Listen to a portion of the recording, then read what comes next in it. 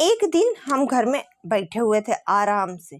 तब तक पम्मी की मम्मी आई और बोली कि जो है, अरे सुनो तो, पहले मेरी बात सुनो। हमने कहा हाँ बताओ क्या हो गया।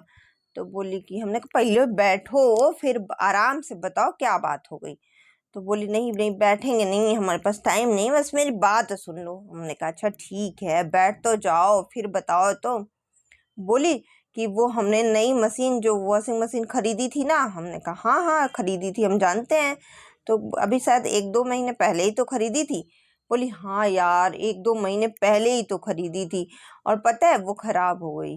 तो हमने कहा अच्छा तो बनवा लो किसी से। तो बोली हाँ, हमने जो पास वाले भैया है ना, जो वो सबकी वॉशिंग मशीन बनाते हैं। हमने कहा हाँ, उनको तो सब कोई जानता है, पूरा मोहल्ले की वॉशिंग मशीन तो वही बनाते हैं। बोली हाँ, उन्हीं को हमने बुलाया था। तो हमने कहा तो क्या हो गया भैया, देखे? बोली हाँ देखे उन्होंने। तो बोलने लगे कि इसका तो एक पार्ट खराब है। तो हाँ, फिर उन्होंने ही बताया कि अभी तो आपकी मशीन जो है वारंटी पीरियड में होगी। तो हमने कहा हाँ और क्या, कम से कम 1.5 साल की तो वारंटी होती है वॉशिंग मशीन में। बोली हाँ वही तो, हमको ध्यान ही नहीं था कि वॉशिंग मशीन में साल भर की वारंटी मिलती है। तो हमने उनको बुला लिया। हमने कहा फिर क्या किया तुमने? तो बोली कि उन्होंने देखा तो उन्होंने हमसे कहा कि भाभी अभी तो वारंटी पीरियड में है, आप ऐसा करो कि आप सर्विस सेंटर में कॉल कर दो, और वो सर्विस सेंटर वाला आएगा, आपका वॉशिंग मशीन बना के चला जाएगा।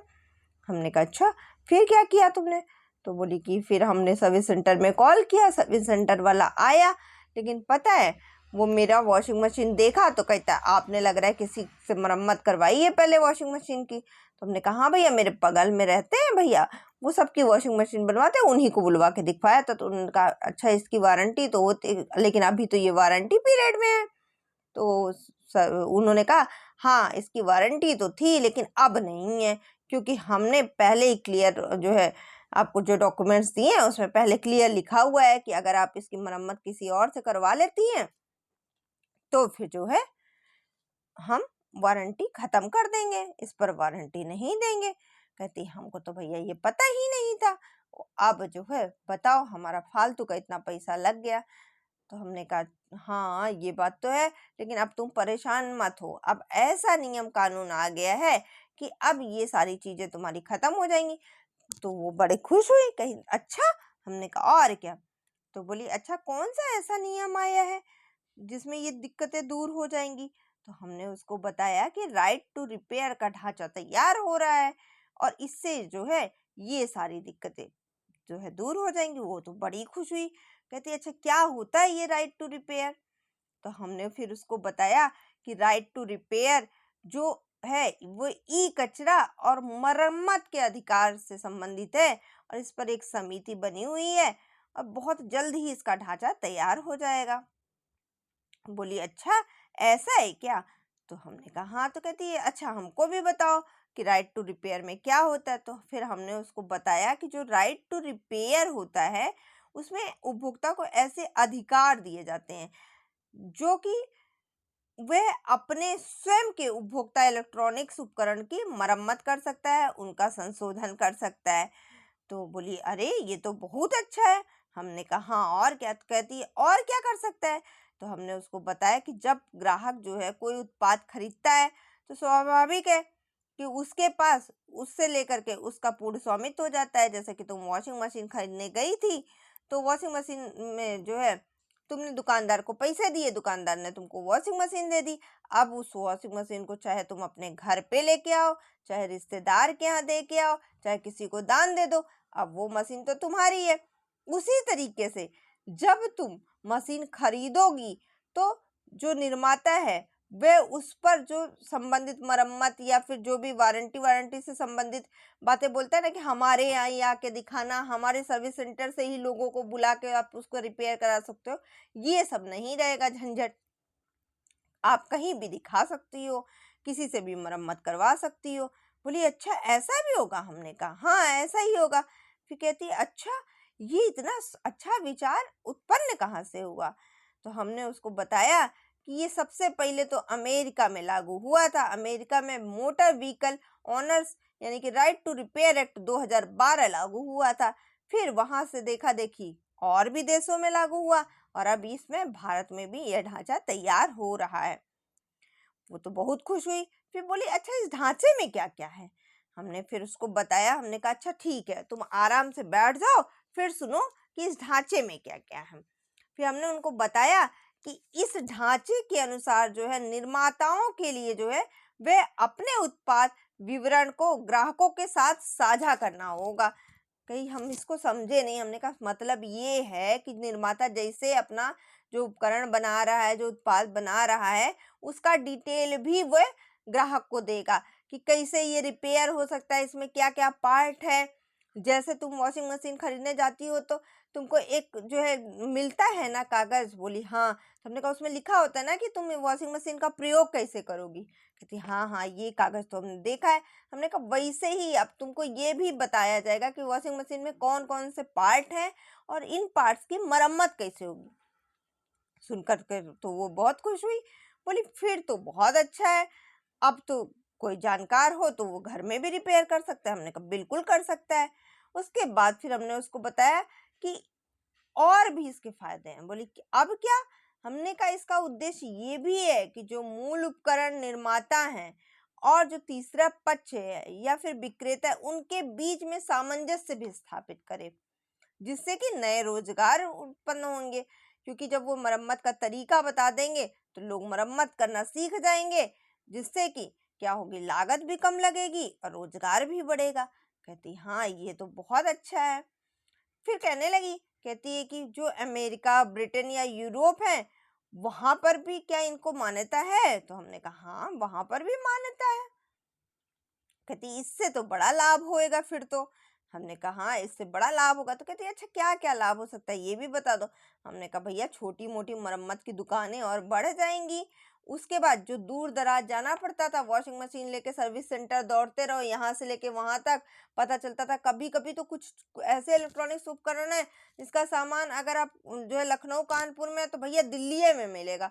तो जो यहाँ से लेकर के दिल्ली तक आप रिपेयर के लिए जाते थे तो वो खर्चा आपका बच जाएगा। अब आपका यहीं का सामान यहीं रिपेयर हो जाएगा, टाइम भी कम लगेगा। बोली हाँ ये तो सही है। फिर कहती फिर उसके दिमाग में आ कह रही यार इसका एक और फायदा है। हमने कहा वो क्या। कहती जैसे कि हम लोग पुराने उपकरण हो जाता है सर्विस सेंटर वालों को देते हैं, वो लोग क्योंकि भाई वो तो देखेंगे उसके बाद, क्योंकि उन्हीं क्या बनेगा तो कहेंगे नहीं ये इसका ये आइटम खराब है, वो आइटम खराब है। जब मरम्मत होने लगी तो लोग मरम्मत करवा के उसको अपने पास रख लेंगे। हमने कहा हाँ बिल्कुल। इससे क्या होगा कि जो ई कचरा है वो भी नहीं फैलेगा, ई कचरे को कम करने में भी मदद मिलेगी, उपभोक्ता का पैसा भी बचेगा। इसके साथ ही साथ जो चक्रीय अर्थव्यवस्था है उसमें भी हम योगदान दे पाएंगे। वो बहुत खुश हुई। कहती अच्छा ये बताओ जरा, तुम बार बार ई इलेक्ट्रॉनिक सामान बोल रही हो, ये और किस में लागू होगा। तो हमने उसको बताया कि ये कृषि जो उपकरण है, जो महंगे कृषि उपकरण है उस पर, मोबाइल फोन पर, टैबलेट पर, उपभोक्ता के लिए जो टिकाऊ वस्तुएं हैं उस पर, तथा ऑटोमोबाइल्स उपकरण पर भी लागू होगा। बहुत खुश हुई। कहती हाँ यार इसकी बड़ी आवश्यकता भी थी। तब तक दूसरी आंटी आ गई। वो कही इसकी जरूरत क्या थी। तुमने कहा बहुत जरूरत थी भाई। क्या होता था कि पहले क्या होता था, आमतौर पर निर्माता क्या होता है वह अपने डिजाइन या फिर स्पेयर पार्ट पर मालिकाना हक खुद का जताए रहते हैं। वह किसी को रिपेयर पार्ट के बारे में या स्पेयर पार्ट के बारे में, डिजाइन के बारे में बताते ही नहीं है। अब क्या होगा कि अब एक अधिकार, ग्राहक को चुनने का अधिकार होगा, उनको बताना पड़ेगा। इससे क्या होगा कि अब ग्राहक दूसरी जगह बनवा सकता है। बोली हाँ ये बात तो है। हमने कहा इसके साथ ही साथ वारंटी कार्ड में आपके साफ लिखा होता है कि गैर मान्यता प्राप्त संगठनों से रिपेयर अगर आप कराती हैं तो उस स्थिति में वारंटी लाभ से आप वंचित हो जाएंगी। बोली हाँ ये तो सारे प्रोडक्ट्स में ज्यादातर दिखने को मिल जाता है। हमने कहा अब ऐसा नहीं लिखा होगा, अब आप जो है कहीं और से भी रिपेयर करा पाएंगी। तो बोली फिर तो ये बहुत अच्छी बात है। हमने कहा और क्या। इसके साथ ही साथ पहले क्या होता था, कंपनियां जो है वह मैनुअल जो है उसके प्रकाशन से भी बचती थी। अब क्या करेगी कि वो मैनुअल में ये सब चीजें भी देंगी तो उपभोक्ता जो है वह आसानी से रिपेयर करवा सकेंगे चीजों को, इसमें भी मदद मिलेगी। बोली हाँ ये बात भी बहुत जरूरी है। इसके साथ ही साथ जो तकनीकी सेवा है, जो उत्पाद है, जो कंपनियां जो है क्या करती थी, मैनुअल में सॉफ्टवेयर अपडेट की पूरी जानकारी नहीं देती थी। अब उनको सॉफ्टवेयर अपडेट की जानकारी भी देनी पड़ेगी। तो पता भी रहेगा आपको कि आप जो प्रोडक्ट ले रहे हैं उसमें क्या पार्ट है, क्या सॉफ्टवेयर है, इन सब की पूरी जानकारी हो जाएगी और आपको इसको अपडेट करने वगैरह में भी मदद मिलेगा। और उसके साथ ही साथ ऐसे उत्पाद जिनकी मरम्मत नहीं की जा सकती है, तो ऐसे जो उत्पाद है उसको भी कृत्रिम रूप से सीमित उपयोगी जीवन वाले उत्पाद को डिजाइन किया जा सकता है। भाई अब आप चीजों को जब ज्यादा लोगों को बता देंगे तो उसमें अपना पॉइंट ऑफ व्यू भी तो लोग रखेंगे, फिर चीजों को और बेहतर बनाया जा सकता है। तो पम्मी की मम्मी तो भैया बड़ी खुश हुई, आंटी जी भी खुश हुई, कहीं हाँ ये तो सच में बहुत ही अच्छी बात है। कह रही आगे चल के क्या होने वाला है इसका। हमने कहा भैया आगे चल के क्या होने वाला है। आगे चल के अभी भारत में जो पर्यावरण के लिए जो जीवन शैली की अवधारणा चुनी जा रही है उसमें ये बहुत लाभकारी है। और आगे भी जैसे देश में विशेष रूप से ये मूल्यवान हो सकता है। क्यों? क्योंकि भाई नेटवर्क कम मिलता है, अक्सर जो है नेटवर्क हमारे यहाँ असमान रहता है, या फिर कार्यशालाएं भी हमारे यहाँ बहुत कम है। तो हमें छोटे छोटे काम के लिए हमें दूर इलाके में जाना पड़ता था। तो अब क्या होगा, अब जो है जिससे अब क्या होगा, अनौपचारिक रिपेयरिंग जो क्षेत्र है उसकी स्थिति मजबूत होगी। अब गली गली में जैसे हम देखते नहीं है, गली गली में जो है मोबाइल की शॉप खुल गई थी। अभी वो जब रिचार्ज होता था तो देखते थे हर दूसरे घर में रिचार्ज होने लगा था। ठीक है, अब तो लोग मोबाइल से घर में बैठ के कर ले रहे हैं।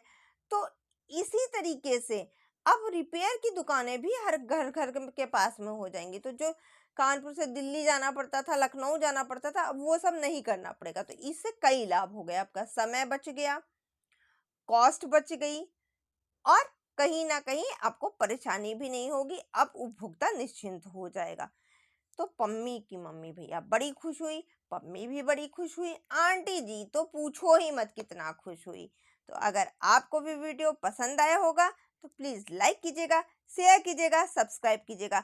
जिन्होंने अभी तक चैनल को सब्सक्राइब नहीं किया है वह चैनल को सब्सक्राइब कर लीजिए। जिनको भी यह वीडियो पसंद आई हो तो प्लीज लाइक कीजिएगा, शेयर कीजिएगा। धन्यवाद।